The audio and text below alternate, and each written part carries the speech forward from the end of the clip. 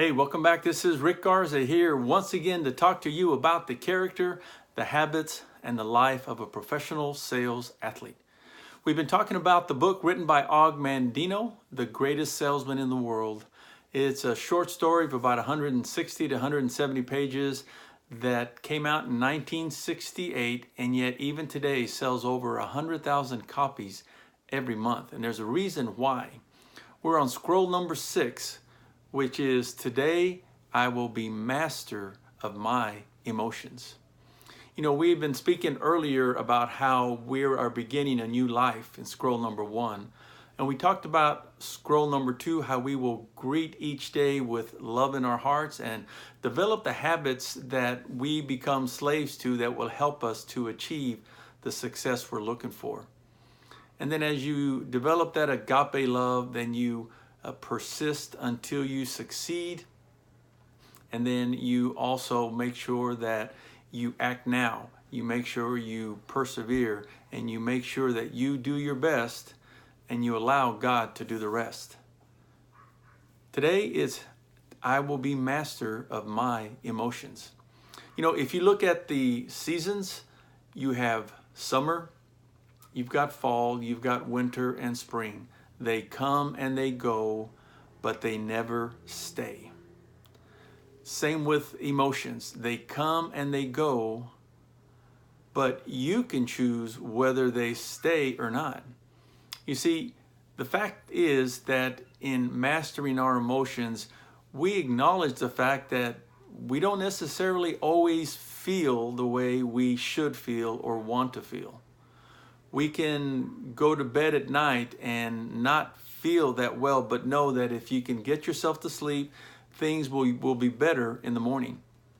You can leave the house in a good mood, but by the time you get to the office, you're finding yourself in a bit of a funk and maybe don't have that energy or enthusiasm that you want and need. So the question is, how do we deal with this scroll number 6, which is today I will be master of my emotions? Well, you know, things are dictated by principles in the natural as well as in the spiritual and within your own self. So what Og says is in order to overcome the emotions which are real, sadness, despair, depression, you have to act. And he says, I will not allow my feelings to control how I behave and how my day unfolds. But what I will do is I will force my actions to overcome my feelings and make things happen. When I'm sad, I will sing. If you've ever sung one of your favorite songs or cranked up the radio as you're driving down the road, it's hard to be in a sad state when you're playing and singing songs that really get the body going. When I have doubts, I will pray. You know, there's a lot of things that prayer can bring to the table. One of them is reminding us that we need God's grace and mercy, but we have it. And through prayer, it can give us that additional faith that we need to overcome the doubts.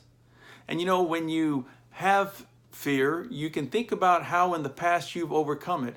When you've had doubts, you think about the past on how you dealt with those doubts and broke through.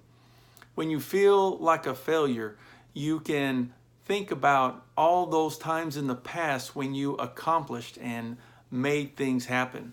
I can tell you of times that I won awards or recognitions or was acknowledged for achieving or being the person that the company or the organization needed.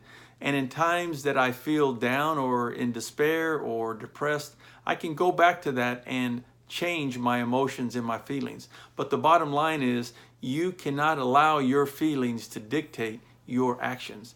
You need to force your actions. You need to go out and knock on those doors to meet people who are needing your help. You need to make the effort of reaching out to those that are needing to talk to you. You need to make the effort of doing all that you can do to overcome those emotions and replace them with the emotions and the actions that will make you and make me the greatest salesman in the world, and help us become a truly professional sales athlete. You make it a great day and go make it happen. Bye-bye.